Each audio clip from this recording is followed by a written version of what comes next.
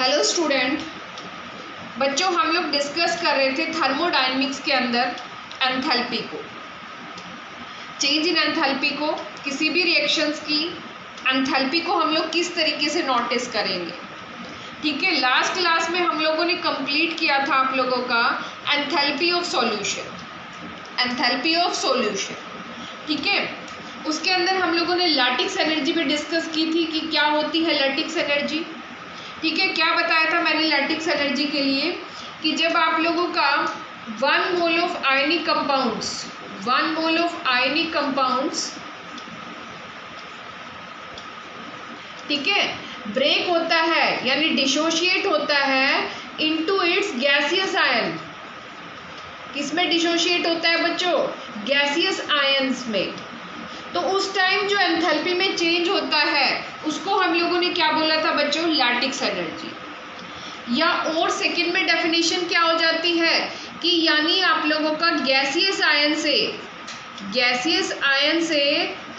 1 mole of solid compound की formation होना। ठीक है, 1 मोल ऑफ जो सॉलिड आयनिक कंपाउंड की फॉर्मेशन होती है उस टाइम जो आप लोगों की एनर्जी रिलीज होती है, क्योंकि डिसोसिएशन के टाइम एनर्जी आप लोगों की क्या होगी? रिक्वायर होगी। और जब आपका गैसियस आयन से 1 मोल ऑफ सॉलिड कंपाउंड बनता है तो उस टाइम एनर्जी बच्चों क्या होगी? रिलीज होगी। तो दोनों ही प्रोसेस के अंदर एंथैल्पी में चेंज हो रहा है। ठीक है, तो उसको हम लोगों ने क्या बोला था बच्चों? लैटिक्स एनर्जी, जो हम लास्ट क्लास में डिस्कस कर चुके हैं। ठीक है, तो इस एनर्जी को हम लोगों ने लैटिक्स एनर्जी बोला था।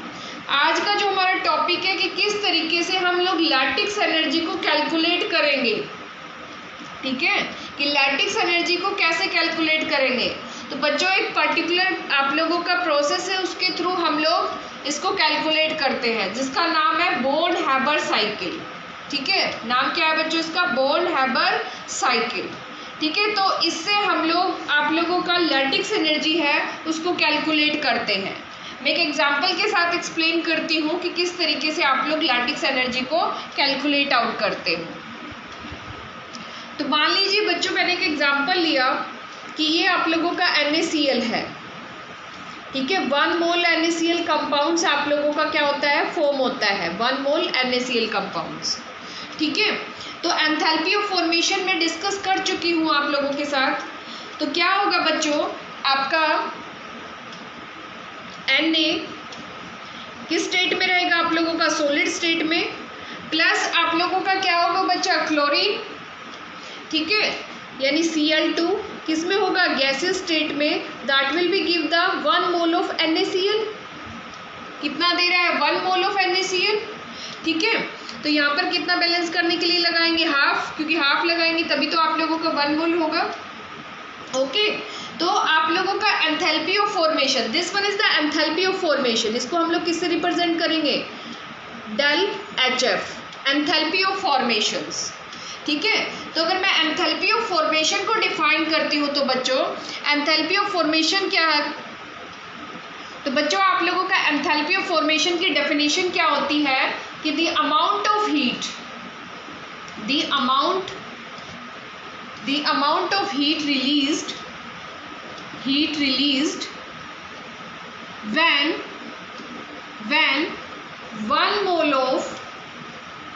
when 1 mole of compound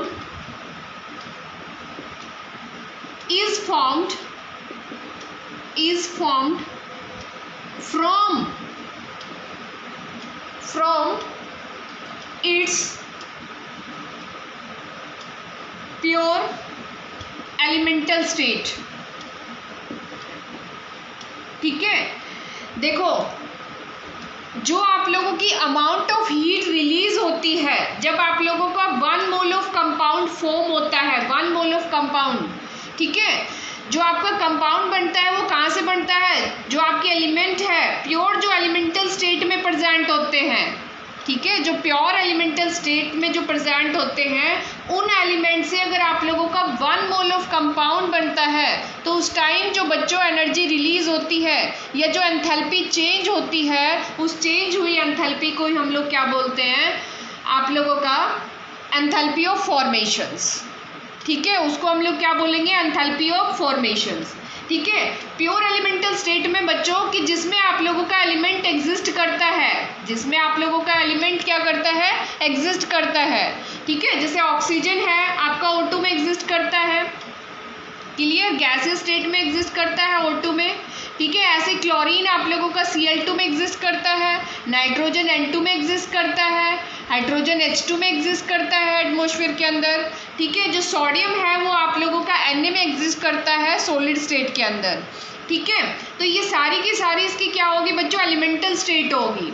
ठीक है, तो कहता है कि 1 मोल ऑफ कंपाउंड जब आप लोगों का फॉर्म होता है from its pure elemental state, pure elemental state के से जब आप लोगों का 1 मोल ऑफ कंपाउंड आपका फॉर्म होता है तो उस टाइम जो एंथैल्पी चेंज होती है उसको हम लोगों ने क्या बोला है, एंथैल्पी ऑफ फॉर्मेशन। क्लियर, तो यहाँ पर आप लोगों का NaCl बनाना था, 1 मोल NaCl बनाना था। ठीक है, तो एलिमेंटल जो फॉर्म है जिसमें आपका एग्जिस्ट करता है, सोडियम किस में एग्जिस्ट करता है, सॉलिड स्टेट में Na के अंदर, आपका क्लोरीन गैसियस स्टेट में एग्जिस्ट करता है Cl2 के अंदर। तो यहाँ पर हम लोगों ने क्या ले लिया, Cl2, that will be give the 1 mole of NaCl। ठीक है, इस इक्वेशन को फिर हम लोगों ने बच्चों क्या कर दिया, बैलेंस। ठीक है, तो यहाँ पर कितना बढ़ना चाहिए, 1 मोल, 1 मोल आप लोगों का कंपाउंड बनना चाहिए। तो this one is the enthalpy of formation, इसको बच्चों हम लोग क्या बोलेंगे, एंथैल्पी ऑफ फॉर्मेशंस। अब हमें इस एंथैल्पी ऑफ फॉर्मेशन से ही हमें क्या कैलकुलेट करना है बच्चों, लैटिक्स एनर्जी। इस एंथैल्पी ऑफ फॉर्मेशन से ही, इस इक्वेशन से ही हम लोग क्या कैलकुलेट करेंगे बच्चों, लैटिक्स एनर्जी। ठीक है, तो देखो अब किस तरीके से हम लोग इस इक्वेशन से लैटिक्स एनर्जी कैलकुलेट करते हैं, by applying of hedge law.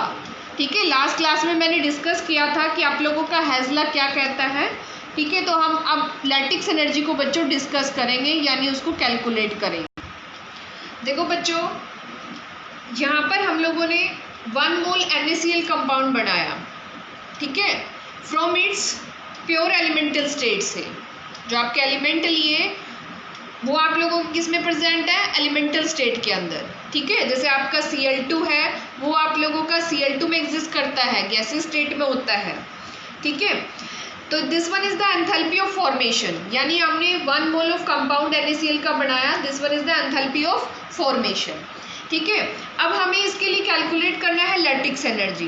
तो लैटिक्स एनर्जी हम लोग एंथैल्पी ऑफ फॉर्मेशन से ही कैलकुलेट करेंगे, क्योंकि आप लोगों का लैटिक्स एनर्जी का कोई और तरीका नहीं है कैलकुलेट करने का। ठीक है, और इस प्रोसेस को, इस साइकिल को हम लोगों ने क्या बोला है, बॉर्न हैबर साइकिल। ठीक है, तो बच्चों सबसे पहले क्या है आप लोगों का, जो लैटिक्स एनर्जी की जो डेफिनेशन है, according to definition lattice energy क्या कहता है कि जब भी आप लोगों का कोई भी कंपाउंड्स बनता है, लैटिक्स एनर्जी क्या कहता है बच्चों, कोई भी कंपाउंड्स अगर बनेगा, 1 mole of solid ionic compounds अगर कोई बनता है तो कहाँ से बनता है, फ्रॉम इट्स गैसियस आयन। कहाँ से बनेगा, फ्रॉम इट्स गैसियस आयन। ठीक है, यानी गैसियस आयन से आप लोगों का किसका फॉर्मेशन हो जाता है, 1 मोल ऑफ सॉलिड कंपाउंड्स। यानी हम लोगों को सबसे पहला काम क्या करना है, अगर इसकी लैटिक्स एनर्जी कैलकुलेट करनी है तो आपका इनको गैसियस स्टेट में ले जाना पड़ेगा। इसको कहाँ ले जाएगा, गैसियस स्टेट में, और उसमें भी क्या बनाना है, फ्रॉम इट्स गैसियस आयन, यानी आयन की फॉर्म करना है। ठीक है, उन आयन के कम्बिनेशन से आप लोगों का क्या बनेगा, सॉलिड आयनिक कंपाउंड्स की फॉर्मेशन होगी। ठीक है, तो यहाँ पर बच्चों आप लोगों का जो सोडियम है, सोडियम किस स्टेट में प्रेजेंट है, सॉलिड स्टेट में। तो पहला काम क्या है कि इसको सॉलिड से किस में कन्वर्ट किया जाए, गैसियस स्टेट के अंदर। ठीक है, तो फर्स्ट स्टेप में हमने क्या किया, इसको सोडियम को किस में कन्वर्ट कर दिया आप लोगों का, गैसियस स्टेट के अंदर। Na को किस में कन्वर्ट कर दिया आप लोगों का, गैसियस स्टेट के अंदर। इस प्रोसीजर को हम लोगों ने क्या बोला था, लास्ट लेक्चर में मैंने डिस्कस किया था, जब आप लोगों का एंथैल्पी ऑफ फ्यूजन्स में बात की थी, एंथैल्पी ऑफ सब्लिमेशन की जब बात की थी। ठीक है, यानी आप लोगों का कोई भी सॉलिड डायरेक्ट अगर गैस में जा रहा है, कोई भी सॉलिड डायरेक्ट अगर आप लोगों का गैस में जा रहा था, लास्ट क्लास में हमने एग्जाम्पल भी लिया था आयोडीन का, और घर में जैसे बेसिकली लेते हैं हम लोग नैफ्थलीन का एग्जाम्पल। ठीक है, तो कोई भी सॉलिड अगर गैसियस स्टेट में जा रहा है तो उस प्रोसेस को बच्चों हम लोग बोलते हैं सब्लिमेशन प्रोसेस। उस प्रोसेस को हम लोग क्या बोलते हैं, सब्लिमेशन प्रोसेस। ठीक है। और ड्यूरिंग दैट प्रोसेस एनर्जी क्या होती है, रिक्वायर होती है कि सॉलिड से कोई भी गैस में जा रहा है तो एनर्जी क्या होगी, रिक्वायर होगी। तो इसको प्लस साइन के साथ लिख देते हैं हम लोग, ठीक है। तो this one is the sublimation, ठीक है। किस लिए कर रहे हैं बच्चों, क्योंकि लैटिक्स की एनर्जी की जो डेफिनेशन है उसके अकॉर्डिंग अगर किसी भी कंपाउंड्स की फॉर्मेशन होगी, 1 mole of ionic solid compound की फॉर्मेशन होगी, वो कहाँ से होगी, फ्रॉम इट्स गैसियस आयन से। कहाँ से फॉर्मेशन होगी, फ्रॉम इट्स गैसियस आयन से फॉर्मेशन होगी। तो इसको पहला काम है कि गैसियस स्टेट में इसको कन्वर्ट किया जाए। तो आपका जो सोडियम था वो सॉलिड में था, पहला काम क्या किया, इसको गैसियस स्टेट में। इस प्रोसेस को हम लोगों ने क्या बोला बच्चों, sublimation process. This one is the sublimation process. उसके बाद इस सोडियम को फर्दर किस में कन्वर्ट करना है, आयंस के अंदर, ठीक है, आयंस के अंदर। क्योंकि आप लोगों का इलेक्ट्रॉन्स अगर रिलीज करेंगे, इलेक्ट्रॉन्स कहाँ से करते हैं, फ्रॉम आइसोलेटेड गैसियस एटम से, फ्रॉम आइसोलेटेड गैसियस एटम से हम लोग इलेक्ट्रॉन्स को रिमूव करते हैं, ठीक है। तो आयनाइजेशन एनर्जी की डेफिनेशन क्या होती है कि जो वैलेंस सेल इलेक्ट्रॉन है, ठीक है, किसी एटम का वैलेंस सेल इलेक्ट्रॉन से वहाँ से आप लोगों का इलेक्ट्रॉन रिमूव करना, वो किस फॉर्म में प्रेजेंट होता है, आइसोलेटेड गैसेस एटम होता है, ठीक है। तो आप लोगों ने सॉलिड से किस में कन्वर्ट कर दिया, उसको गैसियस स्टेट के अंदर, ठीक है। तो आयनाइजेशन एनर्जी, भाई यहाँ से इलेक्ट्रॉन रिमूव करोगे तो रिमूव करने के लिए जो minimum amount of energy require होती है, ठीक है, किसी भी आइसोलेटेड गैसियस एटम में से जो आपका इलेक्ट्रॉन निकालने के लिए minimum amount of energy require होती है, that energy is ionization energy. तो यहाँ पर आप लोगों का आयनाइजेशन एनर्जी हो जाएगा, ठीक है। तो यहाँ पर आप लोगों ने आयनाइजेशन एनर्जी लिखोगे कि सोडियम में से एक इलेक्ट्रॉन हम लोग रिमूव करेंगे। जैसे मान लो ये आपका सोडियम है, आइसोलेटेड गैसियस एटम है, इसमें से एक इलेक्ट्रॉन रिमूव करोगे तो रिमूव करते आने पर क्या आ जाएगा, पॉजिटिव चार्ज, प्लस में क्या चला जाएगा, 1 इलेक्ट्रॉन्स, ठीक है। तो ये क्या होगी, सोडियम की क्या होगी, आयनिक फॉर्म होगी। तो जैसे ही हम लोगों ने आयनाइजेशन एनर्जी इसको दी, क्योंकि आयनाइजेशन एनर्जी हम लोग दे रहे हैं तो इसको किससे रिप्रेजेंट करेंगे, IE से। प्लस साइन इसलिए क्योंकि हम लोगों ने एनर्जी को सप्लाई किया है इसको, that will be convert into the Na positive ion. किस में कन्वर्ट हो गया बच्चों, ये Na पॉजिटिव आयन के अंदर, ठीक है बच्चों। तो यहाँ से पहले सोडियम को हम लोगों ने सॉलिड से गैस में कन्वर्ट किया, that process is sublimation process. कोई ना कोई एनर्जी की रिक्वायरमेंट हुई है इसलिए प्लस साइन लिख दिया। उसके बाद Na जो आप लोगों का गैसियस स्टेट में आ गया, गैसियस स्टेट में से हम लोगों ने इसमें से एक इलेक्ट्रॉन क्या कर दिया, रिमूव कर दिया। This one is the ionization energy. Remove करने के लिए जो एनर्जी रिक्वायर होती है उसको हम लोगों ने क्या कहा है, आयनाइजेशन एनर्जी। एनर्जी दी है तो इसलिए हम लोगों ने क्या साइन लिया है, प्लस का साइन लिया है, ठीक है। लास्ट में आप लोगों का जो सोडियम है वो किस में चला गया, Na positive in gaseous state. अब बात करते हैं हम लोग क्लोरीन की, बात करते हैं हम लोग किसकी, क्लोरीन की, ठीक है। तो क्लोरीन के अंदर सबसे पहला वही काम कि इसको गैसियस स्टेट में कन्वर्ट करें, लेकिन क्लोरीन आपका ऑलरेडी किस स्टेट में है, गैसियस स्टेट में है, तो इसलिए सब्लिमेशन प्रोसेस की तो जरूरत होगी ही नहीं, ओके। सब्लिमेशन प्रोसेस की जरूरत नहीं होगी। हाँ, ये डायटोमिक फॉर्म में है, ठीक है। तो इसको क्या करना पड़ेगा बच्चों, ब्रेक डाउन, बॉन्ड का क्या करना पड़ेगा, क्लीवेज। जैसे ये आपका एक क्लोरीन है, दूसरा एक क्लोरीन है, ठीक है। तो इसका क्या करना पड़ेगा आप लोगों का, क्लीवेज, ठीक है। तो यहाँ पर आप लोग क्लीवेज करने के बाद जिसको हम लोग क्या बोलते हैं, बॉन्ड डिसोसिएशन, इसको हम लोग क्या बोलते हैं, बॉन्ड डिसोसिएशन, ठीक है। Bond dissociation energy, bond dissociation energy, ठीक है। हाफ मोलिक्यूल्स है तो डिवाइडेड बाय द 2 कर देंगे। तो आपका जो Cl है, Cl2 है, जो आपका गैसेस स्टेट में था वो किस में चला जाएगा, Cl के अंदर, ठीक है।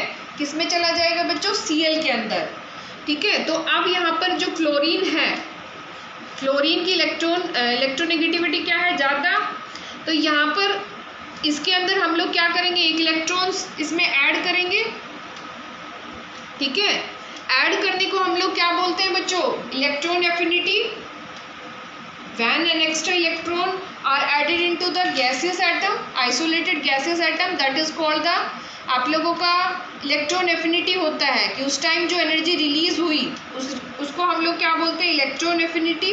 कि किसी भी मान लो आइसोलेटेड एटम है, जैसे यही था आप लोगों का क्लोरीन था, क्लोरीन के अंदर आप लोग एक एक्स्ट्रा इलेक्ट्रॉन ऐड करते हैं तो that will be give the Cl negative, ठीक है, और वहाँ से कुछ न कुछ एनर्जी क्या होती है आप लोगों की रिलीज होती है, तो उसको हम लोग क्या कहते हैं बच्चों, इलेक्ट्रॉन एफिनिटी, इलेक्ट्रॉन एफिनिटी। तो this one is the electron affinity, ठीक है। और यहाँ से बच्चों ओके बच्चों, तो ये आप लोगों के क्या हो जाती है, इलेक्ट्रॉन एफिनिटी, ठीक है, कि आइसोलेटेड गैसेस एटम में जब हम एक एक्स्ट्रा इलेक्ट्रॉन ऐड करते हैं तो this one is the electron affinity, ठीक है। तो ये आप लोगों के किस में चला जाएगा, क्लोरीन में जैसे ही इलेक्ट्रॉन ऐड करोगे, ठीक है, क्लोरीन में जैसे ही इलेक्ट्रॉन ऐड करोगे तो Cl नेगेटिव, ठीक है। अब दोनों के दोनों अकॉर्डिंग टू लैटिस एनर्जी की डेफिनेशन के अकॉर्डिंग ये आप लोगों के क्या है, गैसियस आयन है, ठीक है। और इन गैसियस आयन से आप लोगों का किसकी फॉर्मेशन हो जाती है, 1 मोल ऑफ NaCl कंपाउंड्स की, ठीक है, that will be give the 1 mole of NaCl compounds, ठीक है। तो इस तरीके से हम लोग क्या कैलकुलेट कर सकते हैं, लैटिस एनर्जी, इस तरीके से हम लोग क्या कैलकुलेट कर सकते हैं, लैटिस एनर्जी, ठीक है। यानी आप लोगों का एंथैल्पी ऑफ फॉर्मेशन लिया, उसके बाद हम लोगों ने एंथैल्पी ऑफ फॉर्मेशन जो होता है वो प्योर एलिमेंटल स्टेट में लेते हम लोग, ठीक है। उसके बाद इनको आप लोगों के गैसियस आयंस के अंदर कन्वर्ट किया, ठीक है, और गैसियस आयन से किसकी फॉर्मेशन हो गया आप लोगों का, 1 मोल ऑफ NaCl कंपाउंड्स की, ठीक है। तो बच्चों आप लोगों का अकॉर्डिंग टू हैजला, अकॉर्डिंग टू हैजला, हैजला ने क्या कहा था कि जो आप लोगों का एंथैल्पी चेंज होता है, ठीक है, the enthalpy change of reaction is the same whether the reaction is takes place in 1 step or more then 1 step, ठीक है। यानी जो आप लोगों का डेल जो वैल्यू आएगी, मान लो मैंने एग्जांपल सेट करती हूँ हैजला के लिए, मैंने कहा ये रिएक्शन है X, that will be give the Y, X क्या दे रहा है आप लोगों का, Y दे रहा है, ठीक है। इसके लिए आप लोगों का एंथैल्पी चेंज मैंने लिख दिया H1, डेल H1, ठीक है, इस रिएक्शंस के लिए। अब यही रिएक्शन है जो आप लोगों की 2 स्टेप में कंप्लीट हो रही है कि X that will be give the Z और Z that will be give the Y। तो आपकी जो रिएक्शन है वो आप लोगों की कितने स्टेप में कंप्लीट हो रही है, 2 स्टेप में। तो इनका जो एंथैल्पी ऑफ फॉर्मेशन दिया हुआ है या एंथैल्पी ऑफ रिएक्शन दिया हुआ है, इस रिएक्शन के लिए मान लीजिए उसने दिया हुआ है आप लोगों का डेल H1 और इसके लिए दिया हुआ है डेल H2, ठीक है। तो अकॉर्डिंग टू हैजला, अकॉर्डिंग टू हैजला के अकॉर्डिंग क्या है बच्चों कि जो इन दोनों रिएक्शंस का एंथैल्पी का जो सम होगा, ठीक है, वो किसके इक्वल होगा, डेल H के इक्वल, ठीक है। यानी del H will be equal, del H will be equal enthalpy जो आपका फर्स्ट स्टेप में जो एंथैल्पी का चेंज हुआ है प्लस जो आपका नेक्स्ट स्टेप में एंथैल्पी का चेंज हुआ है, इन दोनों का सम किसके इक्वल हो जाएगा आप लोगों का, डेल H का। यानी आपका हैजला क्या कहता है कि जो एंथैल्पी है वो एक्सटेंसिव प्रॉपर्टीज है, सेकेंडली वो पाथ फंक्शन नहीं है, वो स्टेट फंक्शन है, फाइनल और इनिशियल स्टेट पर डिपेंड करती है एंथैल्पी। तो इसलिए जो आप लोगों का चेंज इन एंथैल्पी आएगा, चेंज इन एंथैल्पी आएगा, चाहे कोई रिएक्शन एक स्टेप में कंप्लीट हो रही हो और चाहे वो मैनी स्टेप में कंप्लीट हो रही हो, चेंज इन एंथैल्पी दोनों के लिए क्या आएगा बच्चों, सेम आएगा। ये आपका हैजला में डिस्कस कर चुकी हूँ पहले, ठीक है।